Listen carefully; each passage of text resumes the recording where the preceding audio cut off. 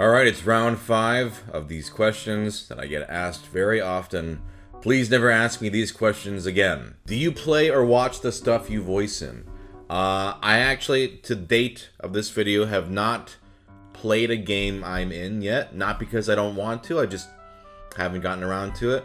I have seen some stuff I'm in, like I've watched like Tuca and Birdie, Craig of the Creek, OKKO, Agretsuko. Like, I generally am more likely to watch stuff, especially if it's something I was already a fan of or was already interested in watching in. But that doesn't mean the stuff I haven't watched that I'm in or played doesn't mean I'm not interested in. It's just, there's a lot of stuff out there. But, yeah, I don't go out of my way to play or watch stuff that I'm in, but if I'm already interested in it and was gonna watch it anyway, then I do. What anime are you watching this season? I get asked this a lot, and my answer is always, I almost never watch an anime as it's airing. So if you ever ask me this question, this can be the exact same answer. I always wait till an anime is done before I watch it.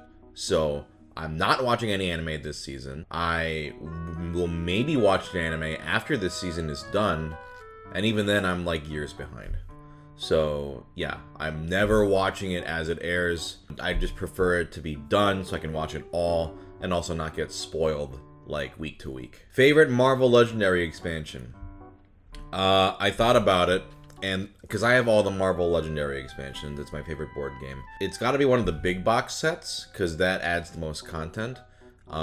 So I think it's just classic Dark City, because Dark City was the first big box expansion. It added a lot more bad guys and some good heroes and more schemes. It really, I feel like if you're gonna buy Legendary, Dark City is like a must buy on top of it. Otherwise, like the X-Men set was really good too. That was another good big box set. Secret Wars was okay. World War Hulk was also pretty good, but a little gimmicky. And then a lot of the other ones are like the small box ones, which are still good, but they don't have as much content, so they can't really be like my favorite. But I would say Dark City. How far in advance do you record voiceover for projects? It depends on the project. If it's something like a dub, like for anime, especially a simul dub, sometimes that's like maybe a couple weeks before. If it is like a cartoon, it can be years before. In fact, there are still things I've recorded for years ago that are still not out, just because animation takes that long.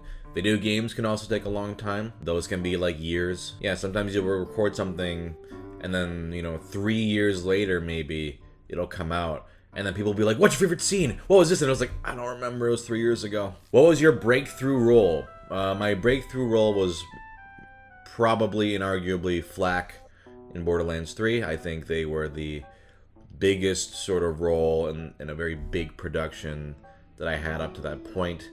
And yeah, and I mean, the fact that they're still one of the characters that people associate with me the most, I think, shows just how impactful that character was. So I would definitely say Flak. Do you prefer remote versus in-studio recording? What's more common now? Blah, blah, blah, blah. All the questions about remote recording. I prefer in-studio. I rarely do remote recording because I hate it. With remote recording, you have to engineer yourself. If something sounds off, you're to blame because it's your setup. It's just too much shit to worry about. If you go into a studio, they have an engineer, and engineers are amazing. They're like changing things and doing the gain for you, so you don't have to worry about it. The worst thing is when you do a loud take and they go, oh, the gain was too high, do another one. It's like, fuck, So yeah, engineers are invaluable, and in studio, they take care of everything. All you have to do is focus on the acting. I hate remote recording. With that said, remote recording, it's still common, but some studios, depending on the production, ask you to come in.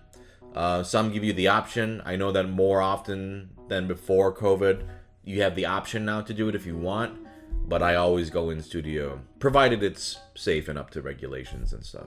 What voice actors do you look up to? I mean, for me, it's the easy answer is any voice actor that's, been doing it forever, but like ones like Corey Burton, Tom Kane, Jennifer Hale, all these, legends who have been doing it forever and ever and ever, and that I, grew up listening to. If I can be lucky enough to have a career as long-lived and as fulfilling as one of them, I'll be happy. How do you tell Effie and Sophie apart? I get asked this a lot. They look different.